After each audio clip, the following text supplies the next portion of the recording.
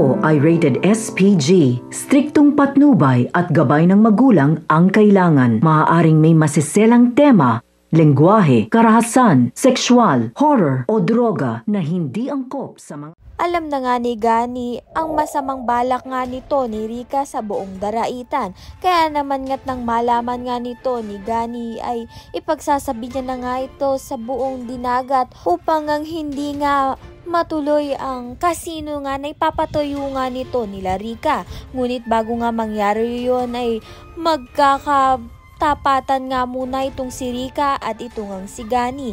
Dahil itong ang si Rica ay sinabi na nga kay Gani kung ano ngang talagang intensyon niya, kung bakit nga niya pinakasalan nga itong si Gani.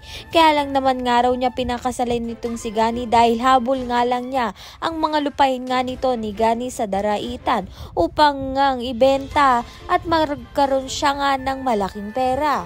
Magtatalo nga sila at matutulak nga nito ni Rica itong ang si Gani. May posibilidad nga na ma-ospital nga itong si Gani at makalimutan nga niya kung ano ngang nalaman niya dahil nga sa malakas nga pagkakatulak nga nito ni Rica. Samantalang pauwi pa nga lang itong si Ikit sa Pilipinas kasama nga itong si Drew na tumulong nga sa kanya at nagbayad ng ticket niya pauwi ng Pilipinas. Ngunit ang madadatnan na nga niya ay itong ang si Gani na nasa ospital na at critical nga ang lagay dahil nga sa ginawa nga nito ni Rica.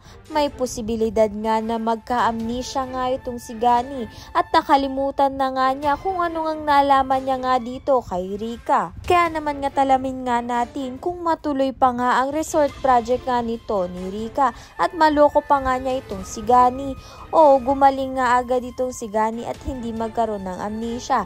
Ayan at iba pa ang dapat nating pakaabangan. Maraming salamat sa iyong panonood.